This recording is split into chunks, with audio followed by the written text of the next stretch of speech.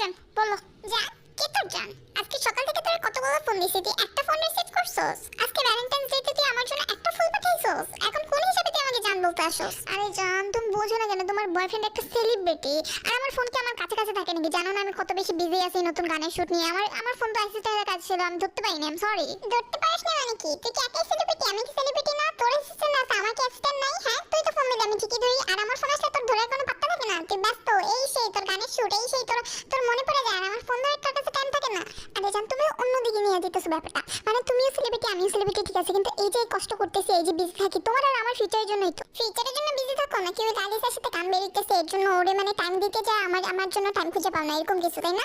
আমি কি বুঝি না? লালিসা? কোন লালিসা? জান তুমি কি শীতের দিনে গাঞ্জা টানছো নাকি? আমি তুমি ছাড়া অন্য কোনো মেয়ের দিকে তাকাই না, বুঝছো? তোমার বয়ফ্রেন্ড পাইছো একটা লয়াল, তোমার কপাল দেখো ভালো যে এত হ্যান্ডসাম এত সুন্দর হওয়ার পর আমি লয়াল। আরে আমার লাইফে তুমি ছাড়া কেউ নাই, না তো ছিল না তো আছে, না কেউ থাকবো, বুঝছো তো? চিল। আমি খাবার আর তোমার ছাড়া অন্য করে পাত্তা দেই না। তুমি না হলে পাত্তা দাও না, ঠিক আছে, কিন্তু তুমি যার সাথে কাজ করতেছো ওই লালিসা, ও তুমি তো হচ্ছে ওর সেলিব্রিটি ক্রাশ, ও তো সবাই মিডিয়ায় বলে বেড়াইছে যে তুমি ওর ক্রাশ, আর এখন তুমি ওর সাথে এত ব্যস্ত হয়ে গেছো যে তুমি আমার টাইম দিতে পারো না। আরে জান তুমি তো ম্যাটারটা অন্যদিকে নিয়ে যেতেছ, মানে আমার লজ্জা লাগতেছে, মানে আমি জানি আমার মতো সুন্দর পোলা ওর ক্রাশ, ঠিক আছে, কিন্তু মিডিয়াতে কাজ করতে গেলে এরকম তো হয়ে যায়, তখন নায়িকারা নায়কের প্রেমে পড়ে যায়, তাতে কি আসে যায়? এরকম কাজ করতে গেলে এরকম হয় দুই একটা। এখন আমি ওর ক্রাশ, আমি ওর সাথে কাজ করতেছি বলে যে আমাদের প্রেম হয়ে যাবে এরকম তো কিছু না, তাই না? তো চিল চিল বেবি চিল। আমি এখানে টেনশনে জেলাসে মরে যেতেছি আর তুই আমার বলছিস চিল চিল। তো চিল, আমি তোর মুখ দিয়ে বের করে তোর ইয়া দিয়ে বের করে দেবো, বুঝছো? খুব ইয়াল্লাহ আস্তাগফিরুল্লাহ। বেব তোমার চেহারা এত সুন্দর, জন্মাইছো নায়িকা কাজ করতেছো নায়িকা, আর তোমার মুখের ভাষা এত খারাপ, মানে বলো? তাও তোমার বয়ফ্রেন্ড কত সুইট, এত সুন্দর একটা পোলা হয়ে আমি তোমার মুখের সব ভাষা সহ্য করি, তুই তাকাই যখন ইচ্ছা করো, আমার কষ্ট লাগে না বলো? তোমার কষ্ট তুমি তোমার কাছে রাখো। যাই হোক, আজকে নতুন একটা ড্রামার অফার ছিল, আমি নায়িকা বোকার নায়ক, আমি সাইন করে দিছি। তুই কার কাছ থেকে পারমিশন নিয়ে ওই বেড়ার সাথে কাজ করতে রাজি হয়েছিস? ওই বেড়া যে তোর পছন্দ করে তুই জানাস না? আশ্চর্য বেব, এরকম করতেছে কেন? ও আমাকে পছন্দ করে বলে ওর সাথে কাজ করলে কি প্রেম হয়ে যাবে নাকি? তুমিই তো বললে আমরা সেলিব্রিটি, আমরা কাজ করতেই পারি। আর তাছাড়া এর আগে তো আমি জেলপির সাথেও কাজ করছি, ওর সাথে কি আমার প্রেম হয়েছে বলো? আমি তোর কাজ ছিলাম, তোরা একসাথে কাজ করছিস দেখে তোর ক্যারিয়ার আমি ডাউন করে দিছি, এখন কি বুকামেরটাও ক্যারিয়ার ডাউন করবো নাকি আমি? হাইটা এই হলো ডিএনডেন কিং এর আসল চেহারা। আমি কি জানতাম নাকি ভিকিম বিয়ে করতে গার্লফ্রেন্ড হলে কি আমি আর মিডিয়াতে বলতাম ওই আমার ক্রাশ? আমার নয়া নয়া ক্যারিয়ারটা আপনি ডাউন করে দিলেন। আপনি কি জানেন আমার ক্যারিয়ার ডাউন হওয়ার কারণে আমার গোপনে বিয়ে করাবো, গোপনে পালিয়ে গেল আমার বউ, আর ক্যারিয়ার দুইটাই পালাইছে একমাত্র আপনার জন্য। এর জন্যই তো বলি ভিকিম ট্যাঙ্কে কেন সবাই কোফা নায়িকা বলে, তার সাথে কাজ করলে কেন সব নায়কের ক্যারিয়ার ডাউন হয়ে যায়।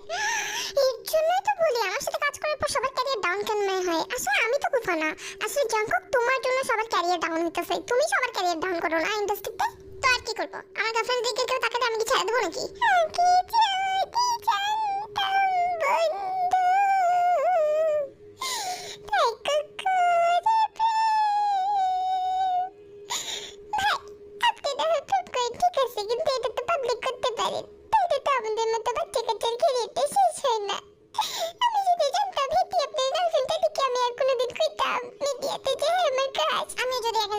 গোপনে বউ আছে আর গোপনে বউ পাড়া হয়ে গেছে আর তোর দিকে এত কোনো জন নাই, তাহলে কি আমিও তোর ক্যারিয়ার ডাউন করতাম নাকি? আচ্ছা ঠিক আছে যা, বউ পালানোর কোটার ভিত্তিতে আমি তোর আবার তোর ক্যারিয়ার তোর ঠিক করে দেবো, চিন্তা করিস না। আসসালামু আলাইকুম ওয়া রাহমাতুল্লাহ। ভাই আমারও কিন্তু গোপনে অনেকগুলো বিয়ে হয়েছে, আমি কিন্তু অনেক মেয়েবাজ মানে বউবাজ, আমারও কিন্তু বিয়ে হয়েছে, আমি কিন্তু ওই বিকিম ট্যাঙ্গের দিকে তাকাই না। হাই রে বগম, আমার কন্টেন্ট চুরি করিস না, তোর কোনো বউ পালানোর কোটা নেই আমি কি জানি না?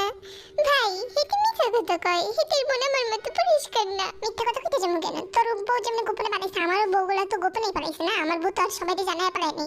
ভাই বিশ্বাস করেন আমার বহু বউ আছে, আমার বহু নারী কোটা আছে, মানে বউ কোটা আছে, আমার কিন্তু ভিকিম ট্যাঙ্গের দিকে একদম নজর নেই। তাছাড়া মুভিতে সাইন করার আগে আমি জানতাম না যে নায়িকাটা কে।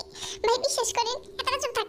এই যাক তুই ওগুলো বাদ দে, তুই আমার কথা শোন, আমি তো ডিরেক্টর, তুই আমার কথাই চলবি। শোন এত কিছু ঢং করার দরকার আছে? তুই তো বিয়ে পছন্দ করিস, তুই বিয়ে করে ফেলস, তাইলেই হয়, মানে এত লুকোচুরি তো কিছু নাই, ঠিক না? তুই অ্যানাউন্স করে দে না তুই আর রিলেশনে আছো, সিম্পল, তাইলে তো হয়। এই যে তুমি ওর এত সুন্দর জ্ঞান দিলে, এই জ্ঞানটা কি তুমি নিজের মাথায় ঢুকাইতে পারো না? হ্যাঁ আমি যে কত বছর ধরে তোমায় বলতেছি যে অ্যানাউন্স করে দাও আমার আর তোমার রিলেশনের ব্যাপারে, কই তখন তো তোমার মুখটা বন্ধ থাকে, এখন জাঙ্গুককে এই অ্যাডভাইসটা কোন সাহসে? হ্যাঁ মানে কোন আন্দাজে? আই বলতো না চিবি, ওরা শুধু পটেরই আছে, ওদের মধ্যে কোনো অ্যাকশন নেই, মানে ইন্ডাস্ট্রিতে বড় হয়ে গেছে তো এখন, মানে ওদের ক্যারিয়ার ওদের কাছে ফার্স্ট প্রায়োরিটি, আমাদেরকে শুধু ওরা ঝুলাই রাখবে সারা জীবন। জাঙ্গুক করবে কতবার বলছে অ্যানাউন্স করে দিতে, আমার কোনো পাত্তাই নেই। খেলা এখানে এরা গার্লফ্রেন্ডদেরকে বিয়ে করে না আর আমার বিয়ে করাবো পালায়ে গেল হায় রে বউ। আহা তে তুমি তুমি মুড অফ করো না জান, তুমি মুড অফ করলে আমার ভালো লাগে না বুঝছো। আচ্ছা এসব কিছু বাদ দাও, চল আজকে Valentine's day, happy Valentine's day. আজকে চল আমি তোমারে ঘুরতে নিয়ে যাই আর প্লাস হচ্ছে তোমার আমার ফ্যামিলির সাথে দেখা করে। আরে ভাই জাঙ্কুক তো এটাই কর বুঝছো। আর জিমিন শোনো, হ্যাপি ভ্যালেন্টাইন্স ডে। আর হ্যাঁ শোনো, বলো চলো পার্কে যাই। তো এই কথার পর সুগার গালে জিমিনে এক ঠাস করে থাপ্পড়